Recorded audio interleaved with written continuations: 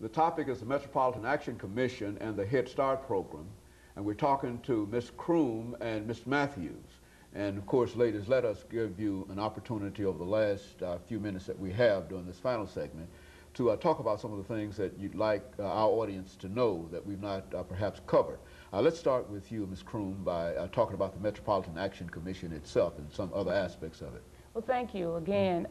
One of the things that I really want to share with you, and I know you're probably aware, but I'm not sure that everyone is that the Metropolitan Action Commission is an agency that's able to be successful at what we do because we have so many community partners that work with us. There are churches and community-based organizations, individuals all over the city who help us in so many ways. Each year we have people who donate air conditioners, who donate fans to help us provide cooling opportunities for people who are elderly or who are disabled.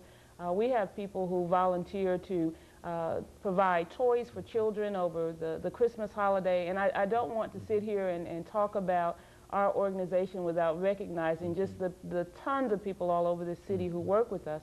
Also, I don't know if you realize, we have over 320 staff who work diligently every day on behalf of the residents of this county, and I want to make sure I share that with you as well. We really didn't understand that the staff was as large as it is. You've got how many people? Over 320. And all working under the Metropolitan Action Commission correct. In terms of teachers and just teachers, the whole... case managers, bus drivers, family service workers, people who work with the residents of this county. That would probably make you perhaps the largest social welfare kind of organization in the metropolitan government. We're one of the larger.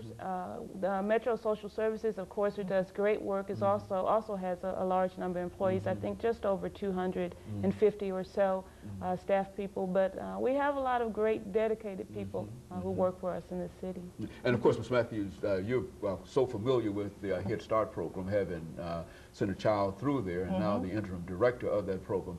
Let's give you an opportunity to perhaps give us some success stories in reference to Head Start and what has happened. Well, in doing that, I'd also like to make everyone aware that the Head Start centers are all accredited by the National Association for the Education of Young Children, NAEYC, that we are all licensed by the Department of Human Services, and there are a set of very stringent licensing procedures and standards that we must follow in order to operate our program, and we're very proud that we do have the accreditation and that we have met licensing procedures and are participating in the star rating system that DHS has employed. Success stories, you could just take a look at more than half of the children, or even just take one, for instance, because we can identify children at each one of our sites across the city who have had a specific need that we've been able to meet. We've had families who have had needs outside of that, primarily for that preschool-age children, that child that we've been able to address.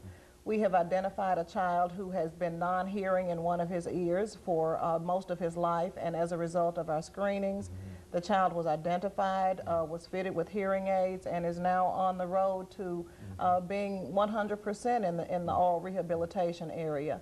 So I think you need to look again that we do provide disability services for 10% of the children that are enrolled in our program.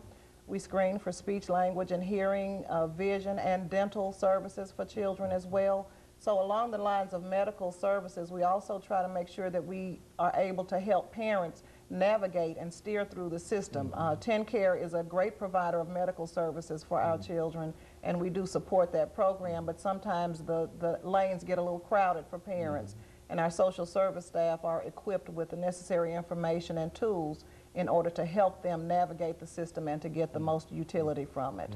Ms. Croom, you know, we're coming up, I know this is summertime now, but very, very soon we'll be into the wintertime. That's and right. I think that there's a tremendous need throughout the city in terms of shelter and whatnot for people. What do you see as some of the things that could be done in order to help you do the job better than you're doing?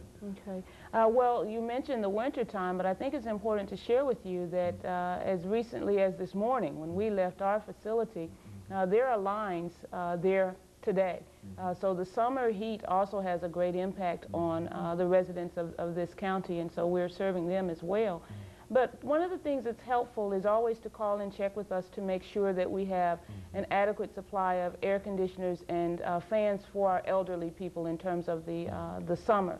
In terms of the winter months, just making sure that if there's an elderly person that might need some assistance or a person that's disabled,